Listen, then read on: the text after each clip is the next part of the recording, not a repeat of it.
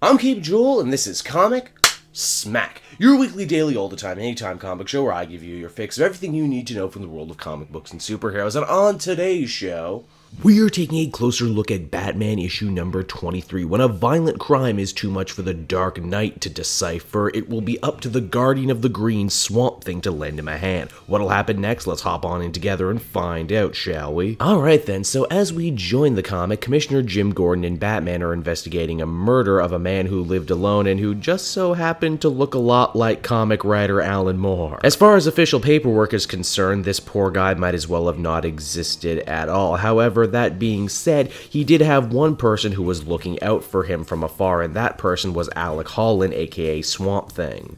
You know, I absolutely love Gordon's reaction to seeing a talking bushman behind him right now. He's so freaked out he's doing that shaky cigarette thing. Keep in mind, Gordon was Batman for a little bit, and this still freaks him out. Bruce and Alec decide to head back to Wayne Manor to talk things over, an absolutely amazing image of Swamp Thing just sitting down. He doesn't drink tea, however, he prefers to drink his own nectar. Poor Alfred, too, is stuck cleaning up all the leaves and junk that Swamp Thing leaves behind. As Swampy tells it, the dead guy was actually Alec Holland's biological father. They'd been estranged, but had kept up a pen-pal relationship. Ah, that's funny, I see what you're doing there. The Alan Moore-looking guy was literally Swamp Thing's father. I get the feeling Len Wein might not be too happy about that. Bruce is pretty interested by the fact that Swamp Thing doesn't seem all that torn up about the death of his father, but Swampy is a rather zen figure. He says we don't really die, we just go and return to the green. The biomatrix that holds together all plant life on Earth. The way Swampy tells it, no one ever really dies, they just become one with the Earth, become one with the green, and then become one with everything. So his father,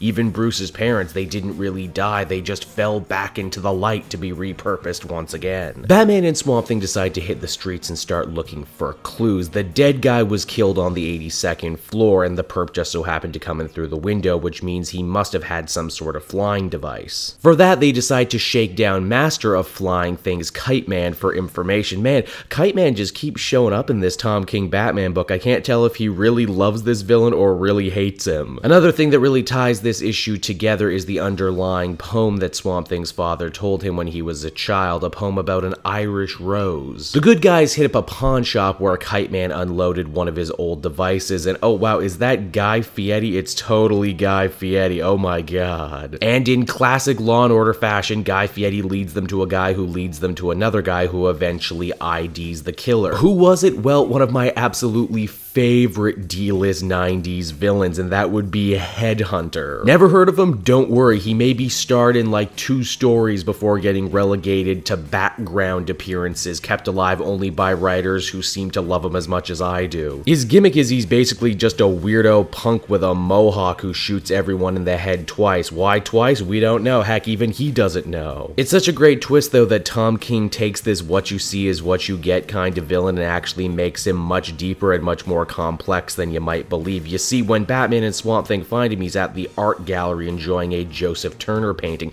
Never heard of Joseph Turner? Well, he's a guy who drew a lot of artwork involving nature and the force and power in thereof. Methinks maybe he was touched by the green at some point. Now, despite his very non-confrontational, very chill, very pacifist demeanor right up until now, when Swamp Thing sees his father's killer, he freaks right the hell out and murders him right then and there, with Batman just standing there holding the bag. And it's not a good death either. Headhunter gets, well, he gets wrecked for the lack of a better word. Now, as you might have guessed, Batman is absolutely furious by this turn of events, not just because Swamp Thing took a life in his presence, but it proved that ultimately Alec Holland was lying to Bruce Wayne this whole time, that there is no great light we fall back into, that life is cruel, death is cruel, the universe is cruel. And Swamp Thing, this demigod, this elemental, is actually a lot more human than he lets on, in doing so breaking Bruce's heart and leaving, turning into dust before the two can argue the point as the comic ends. So that was Batman number 23, everyone, and I friggin' loved this issue. If I had to sum it up, I would say, what if Batman and Swamp Thing were Morgan Freeman and Brad Pitt from the movie Seven? Tom King might run hot and cold for me when it comes to his characterization of Batman. In fact, he does so just in this issue, as Batman willingly stands by as a man is murdered in front of him. But King, on the other hand, absolutely nails nails the outsider alienness of Swamp Thing and Alec Holland. In fact, he does such a good job here, I have to wonder to myself why Swamp Thing doesn't have an ongoing book right now and you can do so many different stories with him. It's also quite the dance, too, to see Batman be comforted about death by Swamp Thing only to be so horribly let down in the end. After all, death and tragedy propels Batman into so much of what he does, and to think for a second, just a second, he was granted a little bit of comfort by Swamp Thing only to lose it is a real kick in the teeth. You know how when people talk about movies and they say it's the feel-good story of the year, I feel like this Batman story right here is the feel-bad one-shot of the year so far, and I absolutely loved it for being so emotionally effective. It's the sort of issue you can pick up and enjoy even if you know next to nothing about Batman or Swamp Thing. It just has a beginning, middle, and end and is overall really good. And hey, if you have been reading all of the Batman book up until now, you'll probably appreciate it like I did as a nice little palate cleanser in between the button and the next story arc. Overall, I would give The Brave and the Mold a 9 out of 10. It was just that good, and while I have your attention, why not check out some of the other videos I have available on the channel this week. I got events, I got the button, I got Lazarus Contract, I got it all. And if you want to keep up to date on all the new Batman videos I got coming out from the channel, be sure to follow me on Twitter at CapeJoel. And hey, if you want to catch up on this or any other book in trade, might I recommend buying from bookdepository.uk. It's no joke my favorite place for buying trades, and you can find a link down in the description. In fact, if you use that link down in the description of this very video, not only will you get a great deal, but a small percentage of your purchase will go to support me and the channel. You win, I win, everybody wins, I tell you. So until next time, this has been CapeJoel. Thank you so much for watching, and I will see you again in another video. Bye-bye.